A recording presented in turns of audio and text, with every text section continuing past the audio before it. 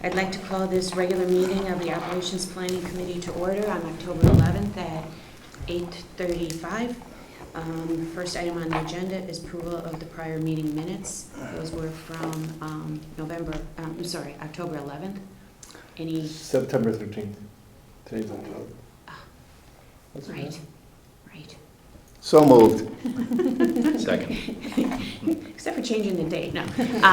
Any additions, subtractions, corrections? Okay, seeing none, may I have a motion to approve? So moved. And Seth. Okay. Okay, next item on the agenda is report from me.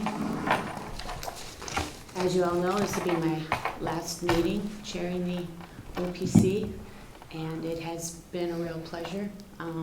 And I think that this group does a really good job making sure that our community knows what we're all doing in one meeting. So I think this is really helpful, and I'm looking forward to tuning in going forward.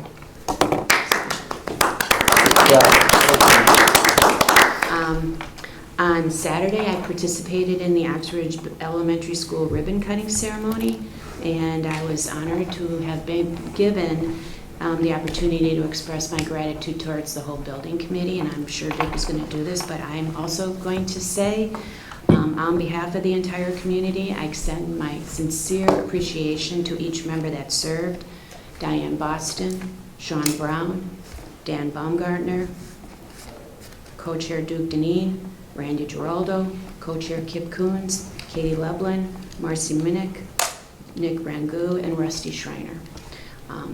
The school is absolutely stunning, beautiful, and I am sure that the whole building committee is really proud of the work that they did, because we sure are. Yeah, thank you, Monica. Tracy, I have a little bit of DOT information on the 95 closure. Are you planning on covering that? No, you got it. Okay. So on Friday, October 30th at 8 o'clock, the I-95 bridge will be closed starting at 6 o'clock and will reopen on, at 8 o'clock, and will reopen on Monday at 6 o'clock. And on Friday, November 3rd, at 8 o'clock, it'll shut down and open up again on November 6th at 6 a.m. So during these periods, the northbound will be closed. So, but you know what? I suggest that you monitor DOT's website for more information on this. But it will definitely cause traffic for us. It's already a horror. So. Yeah, they started. No, I think they're starting on the 16th, right? That's what we saw. That's what you saw. Yeah, but They're not closed. they've been doing the Norwalk Bridge, and it's been just... This is the Westport Bridge, though. Yeah, well, they had a mudslide there? Was that what that was? Anyway, whatever Yeah. it was. Yeah, It's not good. For those of us who commute up to Bridgeport from time to time, Yeah. it's awful. Yeah, you definitely want to pay attention, because that, the traffic through Westport's already, this is exit 17, the traffic's already, as you say, difficult. So definitely want to plan your trips for those 2 weekends. The bus ground tour for Great Island is back on. We've checked with the weather, and we believe that October 28th, it'll be sunny and nice, right, Glenda? We confirmed it. You got that? We're going to have 3 buses, again, I've said this before, but 3 buses running from Pear Tree over to the island. Each tour will take, we think, about 45 minutes to an hour. We won't be going into any of the buildings, but we'll have 2 places where residents will be able to stop and walk around a little bit. So we're really excited to get people out there to be able to see this beautiful island. But it is closed on that day, and actually all days, to the public. There's still no access for residents by car, walk-in, or bike, and that includes fishing on the island. So appreciate everybody adhering to that. I received notification from the Government Finance Officers Association of the United States and Canada, this is GFOA, that Darien has been awarded the Certificate of Achievement for Excellence in Financial Reporting. And this is for their annual comprehensive financial report, the fiscal year that ended June 30th, 2022. This is the 32nd year, consecutive year that Darien has received this award. It's really impressive. It's the highest form of recognition in the area of governmental accounting and financial reporting. And this is a significant accomplishment, and I thank Jen Chernesky, our finance director, for her professionalism, and also for, and the Board of Finance for their work on this. On the final note, I'm happy to report that Park and Rec maintenance crew planted 15 bayberry shrubs at Highland. We had a few casualties from the drought year, not this summer, but the year earlier. So planted 15 bayberry bushes, and they'll be planting 4 holly and 11 cedar by the end of tomorrow. Tomorrow's Thursday, right? Okay. And the town continues to work with DOT and Eversource, and I'm happy to say that we reached an agreement to plant 76 trees and bushes over at the Norotan Heights Railroad Station. That'll happen in the spring, and that should help that area over there look a little bit better. So that's Congrats, my Monica. That's huge work. Thank you. Yeah. It's awesome. Well, you know what, I want to thank DOT Sure. for their help on this, and I want to thank Ed Gentile for staying the course on this. These negotiations take a lot longer than you would like, but we got the result that we wanted, and that's a lot of work on Ed's part. So thank them. I thank Ed, and I thank DOT and Eversource. Steve? Thank you. Great job. We'll miss you next year. If I'm still here too, you never know. I have to get reelected. What's going on? One of the most exciting things that we did in the last week is we approved the first workforce housing project in the town of Darien. The Norotan Fire Department purchased a building called 1921, or it's on the card 1921 Post Road, which is down by, I like to call it Dandy's Bicycle and the Norotan Heights Fire Department. They're going to buy that building and convert it to 3 apartment units for their fire department. So that's going to be the first workforce housing that's ever been done in the town of Darien, and that's kind of exciting. The concept is that the firefighters that just get out of college or just move out of their parents' house have a new place to live. They can't afford to live in town, so they're going to rent these apartments to them for below market rates. So that's kind of exciting. What else? Steve, that was 3-bedroom, right? Yes, 3 bedrooms. Yep. Three apartments. It's a 3-bedroom house, so it's going to technically be like 3 apartments. Okay. I mean, I'm not 100% positive they're going to put, locks on every door, but there's only going to be 1 kitchen in there, Okay. not 3 Gotcha. kitchens. Did you change the zoning for that? Yes. You did? Oh, yes. So- That's the big part of it. We changed the zoning on the site to be municipal use for that. If you remember, the municipal use zoning code was created when the library was built, which is probably, 2006, 2005, something like that. About 2 years ago, we changed the zoning on every single school in town, every single firehouse in town, and public works, and including this building, into municipal use, which gives flexibility for the town uses to be done there. And that's what we did for that house. I mean, at one time in its life, it was a house, and then it got converted to professional use, and now it's being converted back to a house. So that's buildings and houses go full cycle in this town. And if I remember, there's no problem with parking there. There's plenty of There's space. 4 parking spaces in the back because it was an office Right, building. Right. Fox Hill Builders was there for I know years. which one you're talking about. Yep. Yeah. It's right next to Freight's Liquor in the gas Yep. station. Yep. Yeah, it's a really cute little house. It is cute. Yeah. Yeah, so it was a great idea. What else did I want to talk about? I'm really proud of the Oxford School too. I know that you guys worked hard on it. We kind of shepherded it along at the beginning, and Everyone was a big part of it. yeah, hopefully it turns out great for all the students that go there. I know the teacher were excited. On the residential front, a lot of the houses that were under construction last summer or near completion, there was a whole slew of houses that were built along the point. Most of those are kind of sort of done. That's a big change to our grand list when they all get completed. On the commercial front, Phase 1 of Corbin District is done. There's 38 apartments in there, all of them are leased, all the retail space is leased, all the parking is done. They've basically broken ground on the other side, which is Phase 2. Phase 2 is probably about like a $165 million project, which is almost twice the size of Phase 1.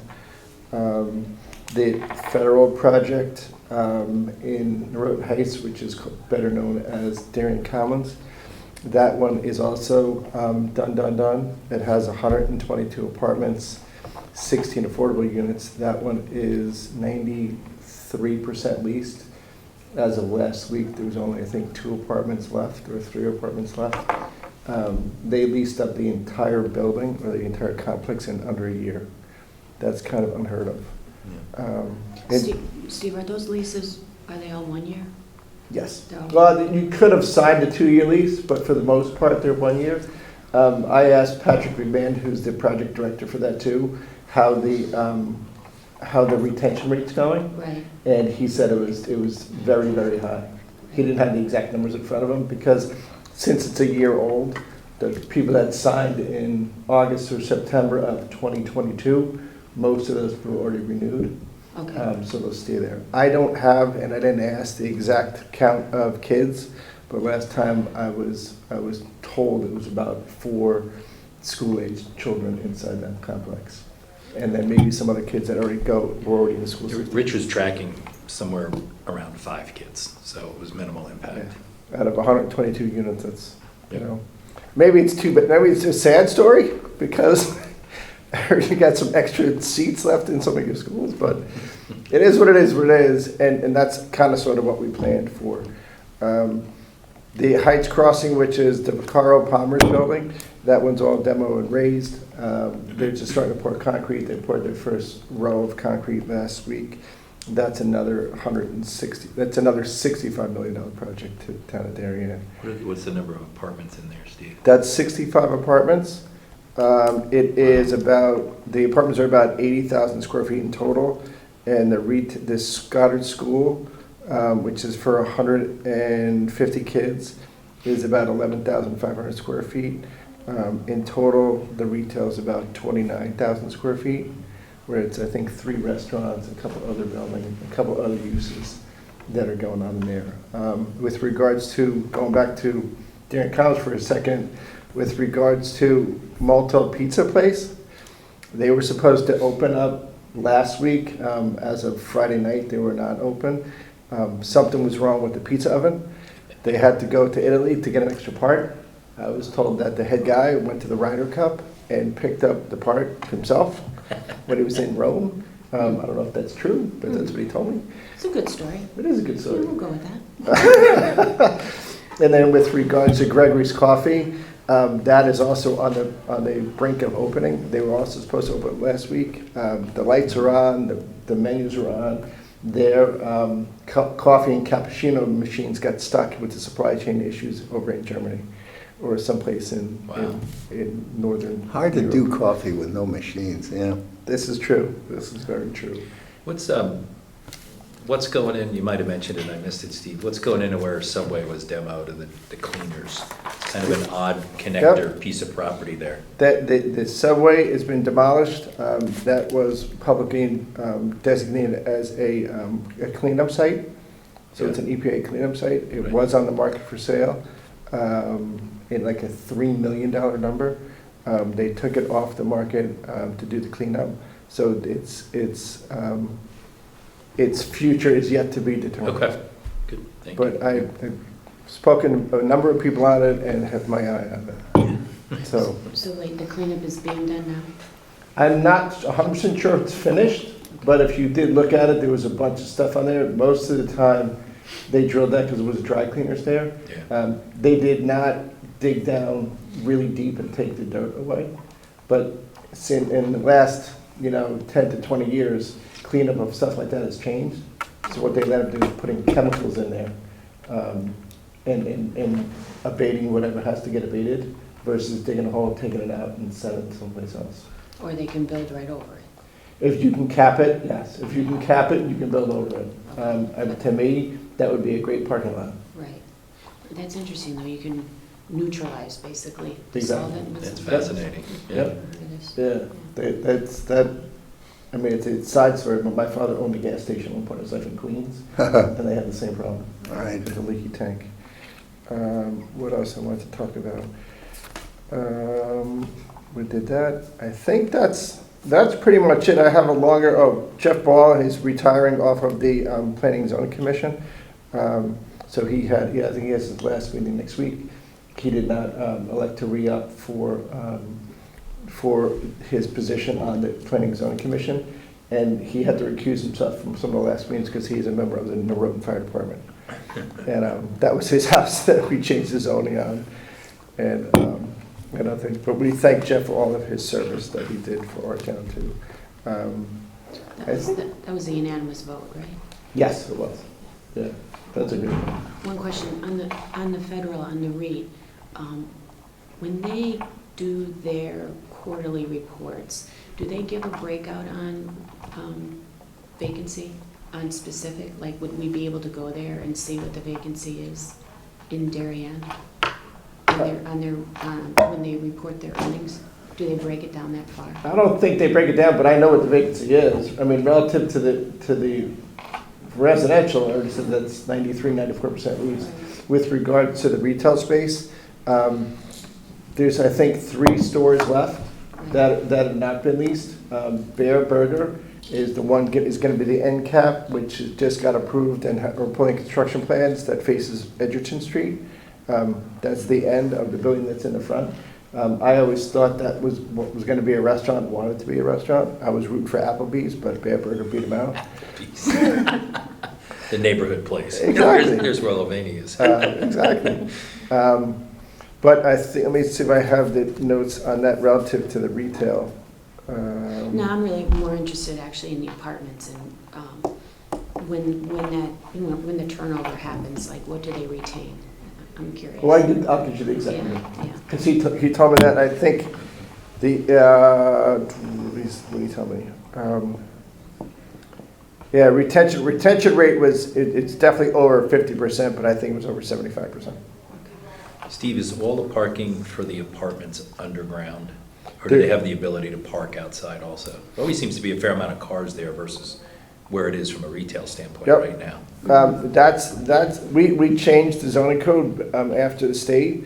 Underneath that complex, there is 199 parking spaces. Wow. Yeah, it's a huge garage down there. There's only 122 units, Oh, so there's more parking That's great. underground than there is above So ground. that's where the tenants park? That's Do where they the, park up above at all? I think a lot of, in my going there and watching it, there's the older generation of tenants that live in the building, like the empty nesters. They like to park in front of their front door and walk in the front lobby versus going downstairs into the lower level. The people that live in, I call it building 1, but it's actually building 2 that's in the back. It's a back and behind Equinox. Right. They park on that platform there, which faces West Avenue, and you can walk in the side door. Right. So there's not a lot, there's not everybody that has an apartment lives down there. Yeah. Parks in the lower level. The garage is all the way to the left, closer to Edgerton, and it's got an electric garage door that you have to have a button for. The other thing that I guess we keep going for a little bit, Federal is coming in with another plan to wrap the top of the Equinox building. We asked them to hide all that HVAC equipment because it's really visible. When they started investigating that, they found the roof was shot. So they're going to end up taking off all the HVAC equipment, taking off the Never roof, simple, right? re-roofing it, putting on new HVAC equipment, and wrapping that in a parapet wall that you can't see. Wow. The building in front, which is it's the Citibank building in front, which is called 40 Heights Road. That building is going to get all new windows, a new facade, and new awnings to match the other 2 buildings. And what else they do, I'm not really sure, but they also own Valvalla's building in the front. 2, the old card store too, right? Yes, Valvalla's Valvalla's and Carter, yep. And then there's also been some inquiries with regards to internal circular traffic inside there. coming out of the center onto Heights Road. So we asked them to look at that again and change some sidewalks and speed bumps, so they have some engineers looking at all that stuff. That's a big walkability thing, which is one of our big issues. Okay. So we're keeping on top of it, keeping our eye on it, and, you know, in all total, these 3 projects, the economic impact is about $410 million to our town. Wow. So between that and Long Neck Point, you added about $500 million to the town of Darien in the last 3 years. That's a big number. Congratulations. A lot of work on your part, so. Thank you. All right, any other questions for Steve? No? Duke? Sure. Well, thank you, Monica. I will just emphasize and thank you, Monica, for going through the names on the building committee, but we had a really great ribbon cutting ceremony. Of course, the big decision was inside or outside, and we chose inside, which I think actually was better. I got to show off the school and the auditorium and the stage, and you know, we had a good turnout from the town, a good turnout from the community. Some kids were there, so it was a lot of fun. I think we'll get the pictures. If they're not, make sure they're posted up on the website. So, you know, we're in the phase now. I think Kip explained it beautifully, that it's a matter of going through the bills and doing a final accounting, and sometime toward the end of December or January, we'll true up with the state. Actually, the folks involved in submitting for reimbursement from the state are current. It's not always the state that's current on the return end, but we'll have a full accounting. I still think we go back and forth. It was quite a process to go through the state and get some reimbursement. We'll see what it is. I think regardless of whether it's a couple of $1 million, 3, 4, 5 million, 6 million, it's worth it, you know, having gone through the process to get that money back from the state. But overall, you know, that building was delivered on time, and I think when the final accounting is done, it'll be under budget too. And it was a true team effort, and my hat's off to, as a co-chair, Kip really led the charge on a daily basis there and did a phenomenal job. And Rusty Schreiner, who has done a lot of this stuff through town, you know, just never let anything go. So, and I think HHR is benefiting from that, from other previous jobs in town, the maintenance facility up on Ledge Road and stuff like that. I think we become fine-tuned as a town in terms of the process and building buildings. And again, as I stressed, I don't think there's any other town that has a volunteerism and service you know, group of folks like we do that really deliver at the end of the day. And you know, my final comment about that, which I said at the opening, the new principal up there, Melissa Kay, who has actually been around the world in terms of educating and running schools, you know, her comment, I think, summed it all up. She said, Duke, it's the most functional school I've ever been in. So, you know, the red brick looks great, the landscaping looks great, the windows, the courtyard, but when it comes to delivering education, she said the functionality of it is perfect. So I don't know how you did that with that site. yeah, no, I appreciate you saying that. Yeah. When you think about it, and you know, You didn't start with the cornfield. yeah, no. Started with a field backed in, and you know, Monica said it so eloquently, but it's worth repeating. A thank you to the neighbors. You know, it is about this community, and our neighbors were incredibly thoughtful and helpful and worked with us.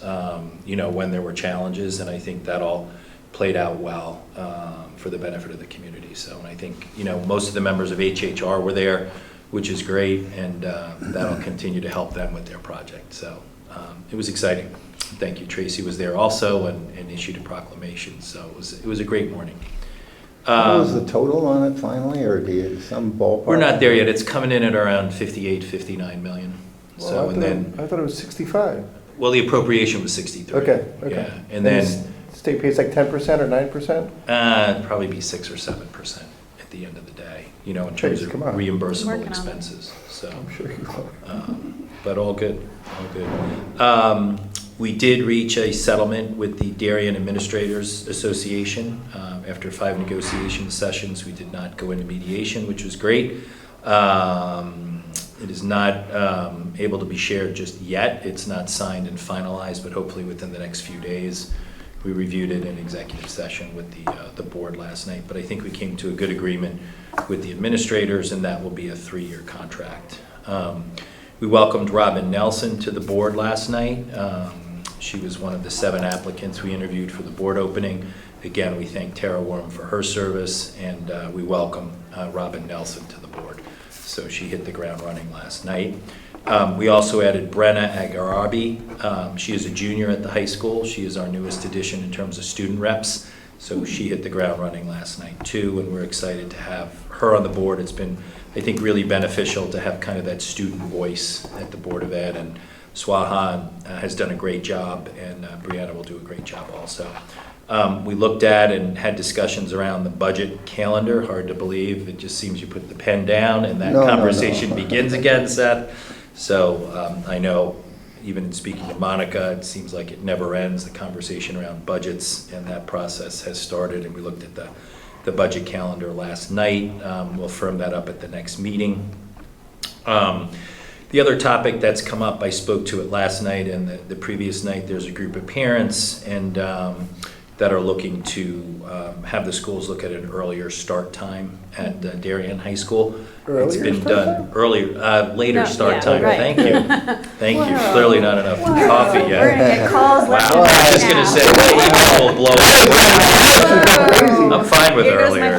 phone. Morning's the best part I of the saw day. people reaching for oxygen masks. Yeah. So, our friends in New Canaan did it about a year or so ago. Wilton's done it for quite a while. So, that's a big project. So we tried to set the right expectations. I think it'll, make it, and we'll look at it in terms of the overall master agenda and see where the administration has time to do the work. It's nice we can reach out to our neighbors in Wilton and New Canaan and get some information. But there's an incredible ripple effect of changing the start time at the high school. Do we do it then at the elementary schools? It involves busing. It involves every contract, from secretaries to administrative to maintenance, to teachers' contracts. So I think it's worthwhile looking at. We made that very clear, but I think we have to make sure we have the resources to look at it. And it probably will be a agenda item and look forward to be part of goals and objectives and something to be talked about and have the data looked at next summer for the board in terms of their summer retreat.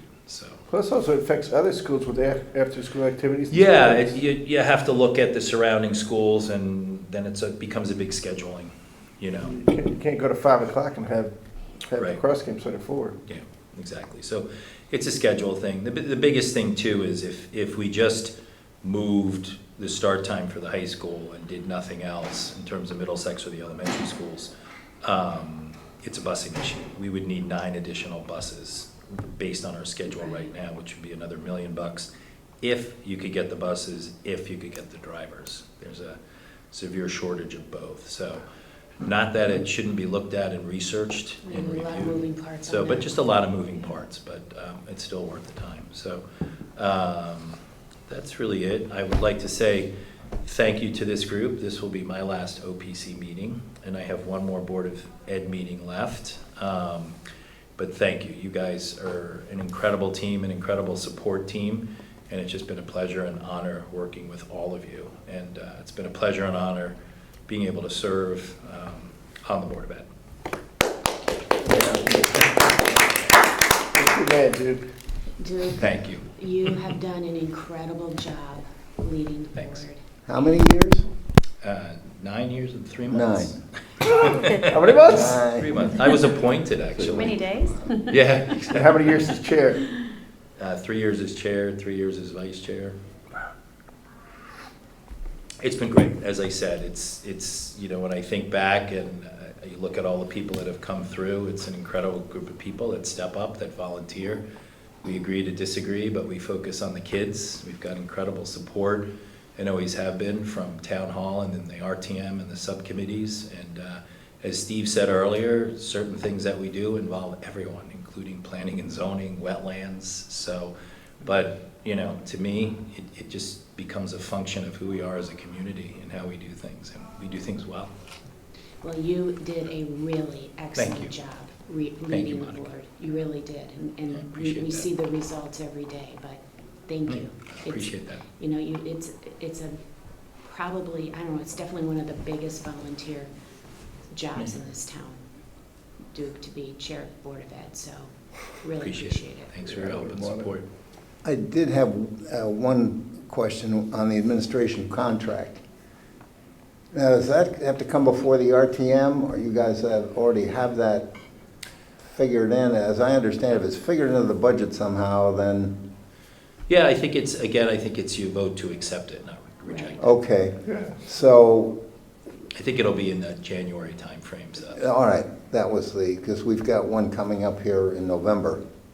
Yeah, I in think the town. traditionally, even with the teachers, I think we come early in the new year to you. All right. To present it, and we'll work through the subcommittees to educate them on. I talked to Jack over the weekend and put together our cheat sheet to kind of go over the nuts and bolts of the contract. Great, okay, good, so And then- January. Yeah, and then Duke, maybe we line that up. We will be, Board of Selectmen will be taking maintenance, control, and operations. We'll be handing it over to the Board of Right, Ed. right. And I think Kip and you wanted to wait until we had all the numbers straightened out, so maybe we can do all of that at one time. Perfect, that would be a good plan. Good, Okay, yeah. just so long as we Thank didn't you. have like a 30-day, timing. We've already got one contract to do here in November. Sure. Okay, Thank you, good question. Do Appreciate you have a it. meeting in December? Thank you, Monica. No, you have the city town meeting in December. annual meeting, the state of the town is in December. That's right. Annual meeting of the RTM is November, what is it? 9th or 9th, something. yeah. Yep.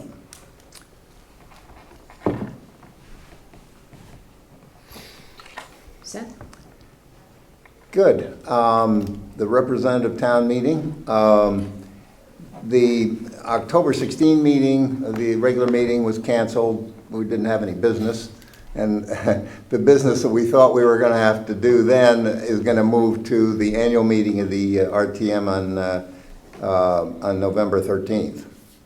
So it just made sense to not have the October meeting. At the annual meeting of the RTM, there's a lot of things that go on. One is we just get organized. We elect the district chairs, vice chairs, members of the rules committee. Generally don't like to do business then, but this year we're going to have to do it because we've got the town contract, union contract that's been approved. It's got a time frame on it, 30 days to act. So we had to put it in the annual meeting of the RTM. So now at the November 16 meeting, we'll do the Public Works union contract. And we've been working on revising Appendix B, which is describes what all the committees do in the RTM. And they said, well, we'll just redo what the committees do. And then they said, well, wait, we got to redo the whole thing because, you can't just do part of it. So it's been a big job for primarily F&B because they're involved so much in everything that happens in the RTM, and TGS&A, Frank Kemp. Those two guys have actually been having lunches together, figuring out how to write Appendix B over again. So that will be exciting. Other business that we do is elect 2 members of the Board of Ethics at that meeting. And then, of course, just getting all the people organized in the districts. Off of that will come the following week, meetings of the committees, meeting of the Rules Committee. And the Rules Committee then, which was elected at the annual meeting, the Rules Committee then meets to assign people to committees for the coming year. And then the following week, the committees all meet to elect their officers. So it's kind of like it's a process. We go through it every year, but it takes time to kind of get us all organized so that we're good to go for the December State of the Town meeting. And that's really what's happening. So Seth, I caught that when you're doing Appendix B, are you looking at subcommittees that committee, like I see Public Works has a subcommittee. Is that something that Rules gets involved with setting up, or is any committee A committee can Break off. appoint their own, subcommittee? and then they're not dealing with that. The subcommittee would come under the broad description of what that committee, the Public Works Committee, is empowered to do. Okay. And a chair can appoint subcommittees to work on given projects. We've traditionally had the Finance and Budget Committee for as long as I can remember has been divided into two subcommittees. Right. Education for the education budget and the selectmen's budget. And they have their own operating group and everything, you know. So Appendix B isn't looking at anything like that? That's No. not what this is about? Okay. No, it's just redoing, there's two pieces. One is just Appendix B itself, writing out what we do, because about a year and a half ago, we looked at it because we send out a description of the committees to the new people coming on the RTM. This is what, when you're making a committee selection, this is what the committees do. And then we read it and said, no, it doesn't work that way. We don't do that. That committee isn't empowered to do that. So we were forced to rewrite the whole thing and say, let's get this straight.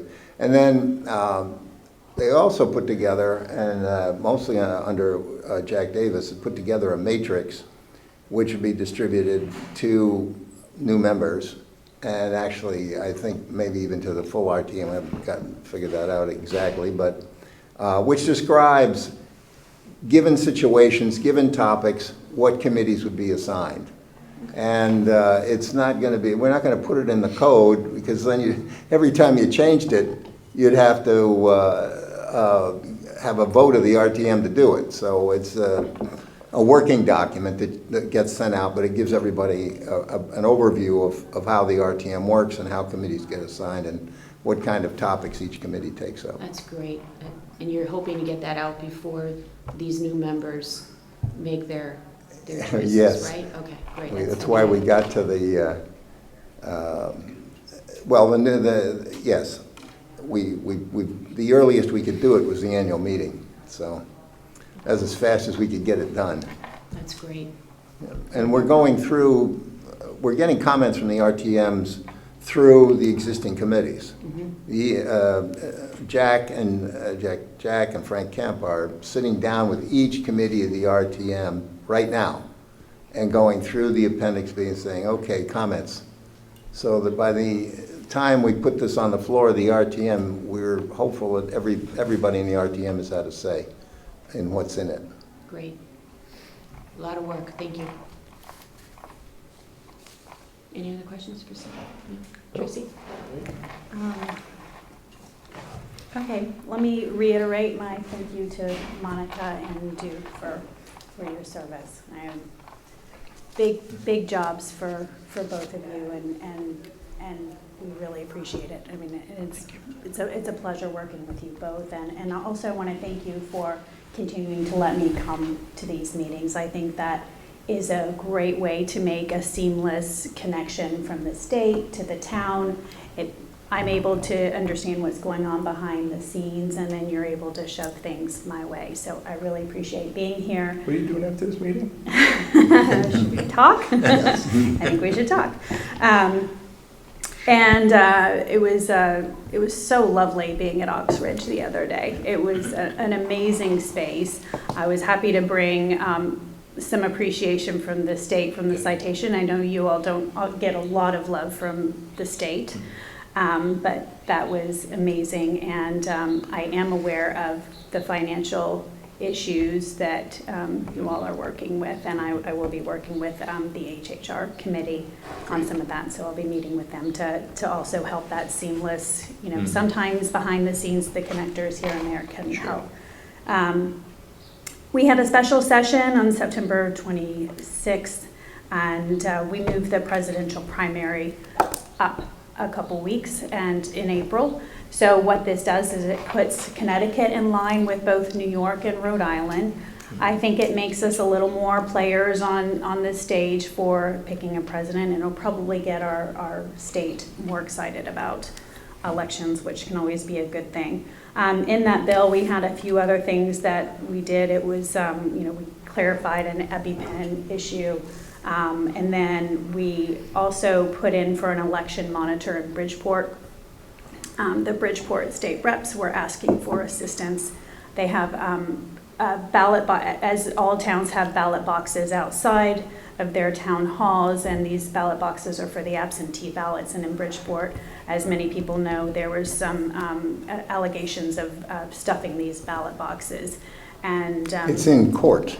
Yes, so It's this is. a big deal. It's a very big deal. I'm on the Bridgeport Regional Business Council. Yeah, yeah. It's a very big deal, and the idea that it's actually been happening for a while. But it was, certainly the state representatives in Bridgeport were in favor and asking for assistance and help on this issue. So this is the help that we gave. I know that there were amendments out to try to pull the ballot boxes Right. indoors, and that didn't work. Accessibility. Yeah. Well, yeah, why do we even, you can mail it, so why do we need, I understand for COVID, but why do we need outdoor ballot boxes? Yes.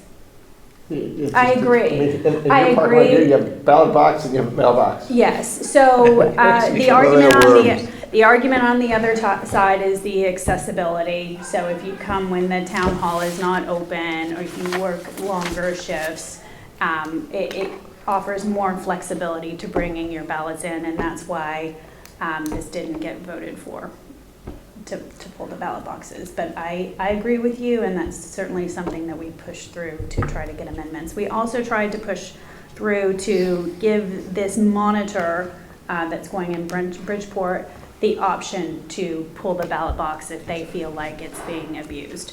But that also didn't happen.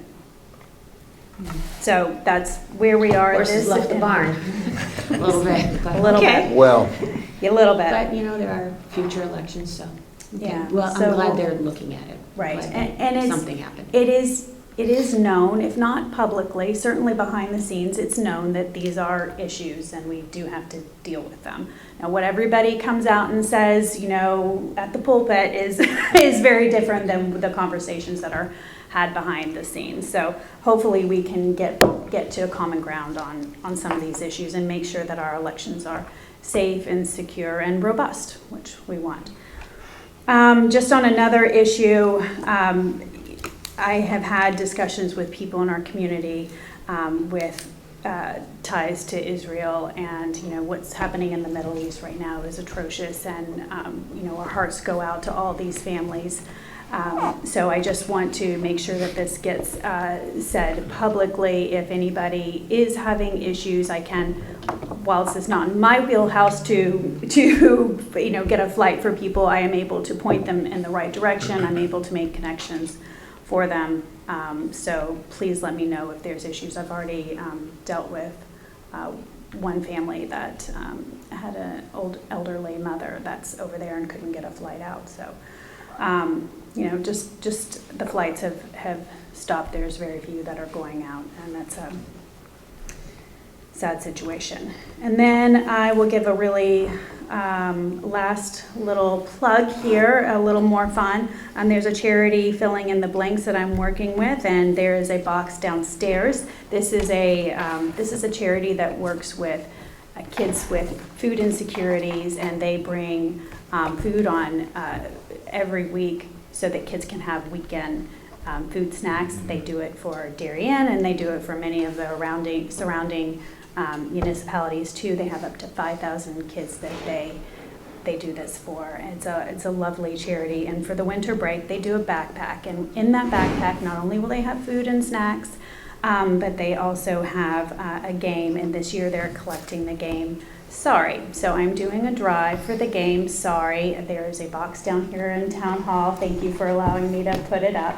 There's also one over in Rowayton and the Darien toy box. So if anybody wants to get their spirit in the mood for the holidays already, it's October 27th is when we need these by, because 5,000 games and backpacks is a lot to get ready for the So you want, holidays, so. you're asking people to buy the game Sorry? Buy and put it the in game donation box. Sorry. There is a QR code if you want to do it online. Darien Toy Box will order it, or you can go to your Target and Walmart and buy the game Sorry, and please bring it to Town Hall. That's fun. Yeah. Ew. It's very neat. So a little funsies. And Been around a long time, that's a great game. It's a great game. I know. I did have some pushback on why I picked the game Sorry, but that was filling in the blanks that picked the game. It's what they're doing for all of them, and just probably a good way for everybody to come together and feel good about yourself. When I was growing up, I used to play that with my grandmother. Oh, that's lovely. Yeah, Good stuff. Been around a while. yeah. Tracy, who does that organization work with from a food standpoint in terms of providing that food on the weekends? They contract their own They food. do? Yeah, Okay. they don't work with other charities. They stay in their lane. They have their own ordering through their own warehouses, and Great, okay. it's a lovely thing where they get brand name food, so it's not Sure. just, it's the go-go squeezies or Yeah. the Oh, good. yeah. And I did a packing event with them a few weeks ago, and it's a nice experience. Yeah. Yeah. Good. Thank you very much. Absolutely. And on Israel, I do want to mention that the Board of Selectmen issued a statement of support on Sunday for our Jewish community. We have a lot of people in town that are impacted by this Yes. through their families, Mhm. and we really feel for them, so. Mhm. I mean, I think people also have to get out of the Gaza Strip too. I don't know if they're Palestinians, but those people want to get out back here too. Mhm. It's, I mean, it's Yeah. It's a mess. crazy. It's a mess right now. And, if anybody, I do try to keep everybody informed on like the road closures or any things we have going on, but you just have to sign up through my website to get on that email blast, which is, it's different information than the town, so please jump on it. Definitely worth it. Yeah, thank you. Okay. Any other comments? Nope. Thoughts? No? Okay. All right. Thank you, everyone. May I have a motion to adjourn? Motion to adjourn? Steve? Second. Duke? Thank Steve you. Duke? Thank you. All All in right. favor? I don't- All in favor? Yeah. Unanimous.